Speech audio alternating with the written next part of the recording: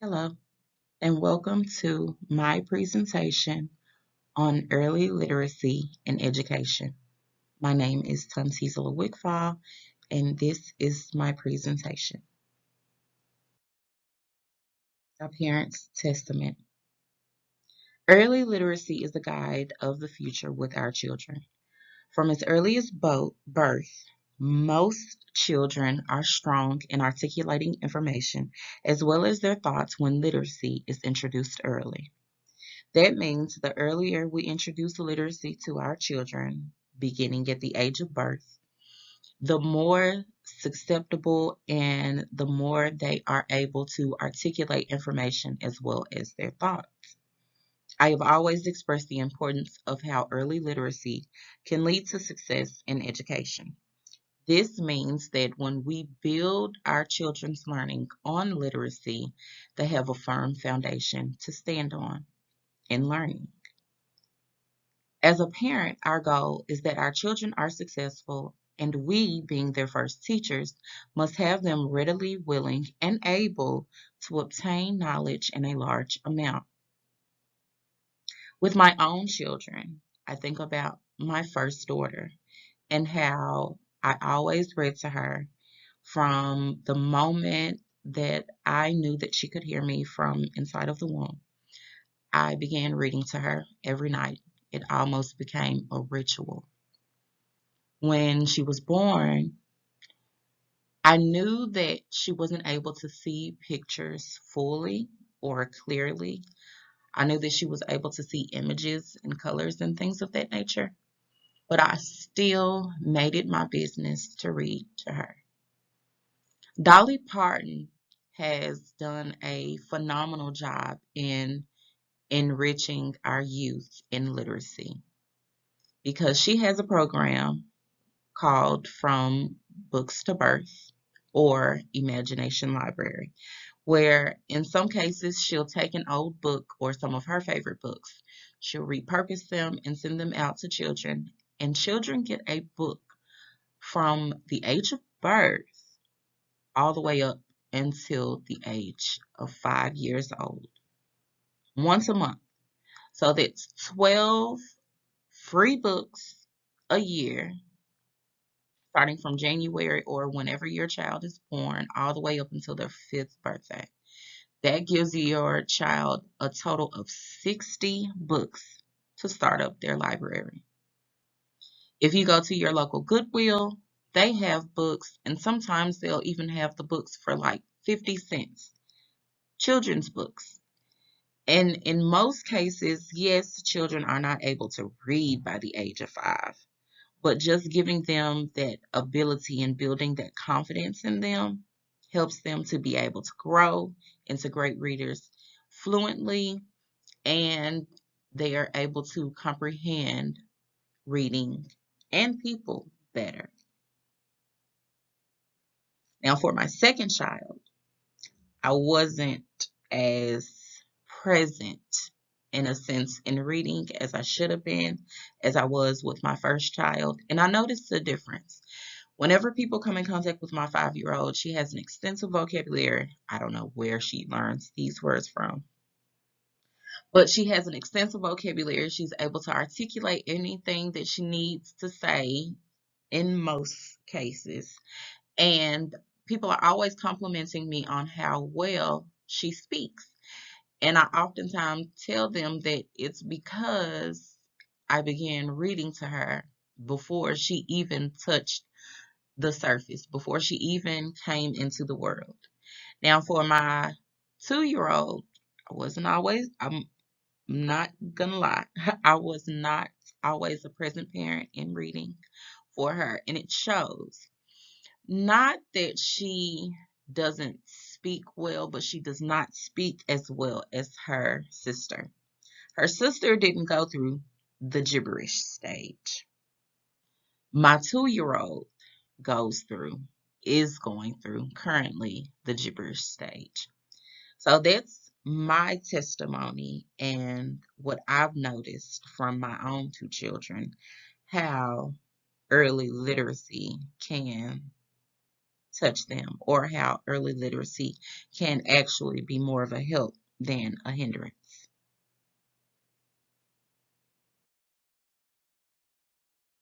So, phonological awareness is that concrete foundation in which all components of literacy are built upon. Phonological awareness is a general appreciation of how language can be divided into its components. For example, we speak in sentences. Sentences can be broken down into words, words into syllables, and then onset and rhyme. When the word is broken down into its smallest part, individual sounds or phonemes, the term phonetic awareness is used. Phonetic awareness is a sub-skill of a broad category of phonological awareness. So with phonological awareness, we have phonics, which maps out the speech sounds, and phonemes, which also map out the speech sounds. And phonemes are the letter patterns, and the letter patterns are graphemes. So let me go back and clear that up because I know it was a lot. So phonological awareness is that firm foundation that we're looking for. When we're thinking about how a foundation is built or concrete is mixed up, you have the powder, which is the concrete, and then you use other chemicals to mix with the powder to create the concrete or the solidity of the concrete.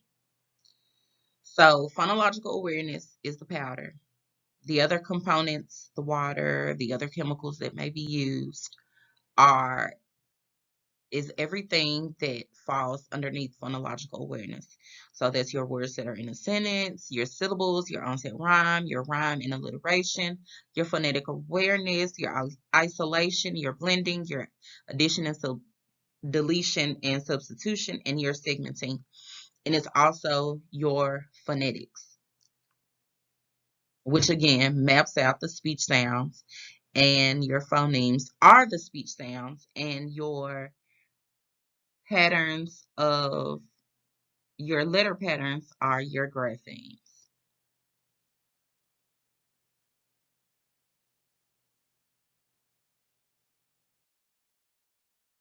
Why is early literacy important?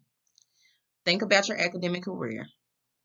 If you can think back to when you first began reading and how much of a rush of excitement you had as you began to grow, how did you feel knowing that you were becoming better at reading?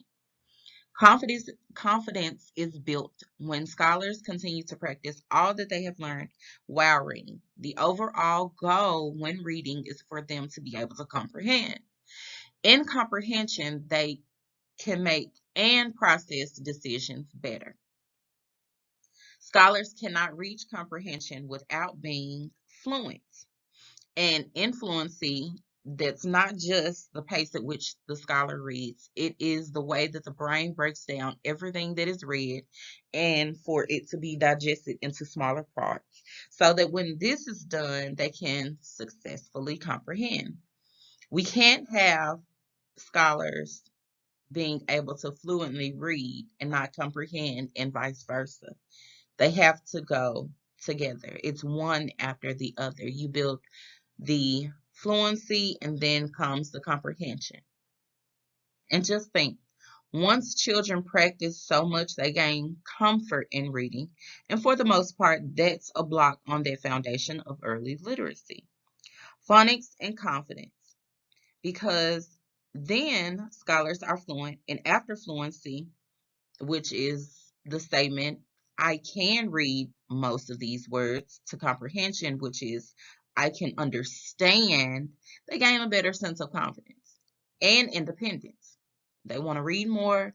They want to be able to show you that they are able to do more. Early literacy for young children. Studies have shown that scholars that read at an early age are able to develop better culturally, socially, and emotionally. It is said that having a solid foundation in phonics is also a stepping stone for children to have a good life. So think back to what I said earlier. When children are able to read, they need reading for everything. There is nothing that you can do, nothing that you can learn if you are not an avid reader, if you are not able to read. When children develop better, they can be a contributing factor of change in the world. They can learn and are open to learning and comprehending just by literacy being introduced early. This means that when they come in contact with the diverse amount of people in the world, they're able to not only comprehend their feelings, or not only are they able to comprehend their feelings, but they're able to comprehend those around them. Again, culturally, socially, and emotionally.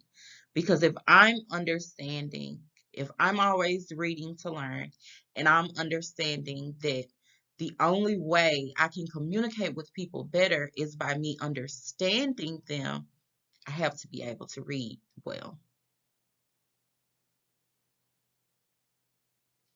So this is it. This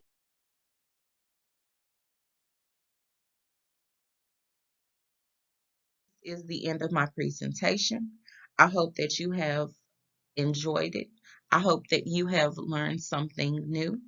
And I also want to touch bases and say that when children learn their sounds prior to them learning their letters, they are also better readers.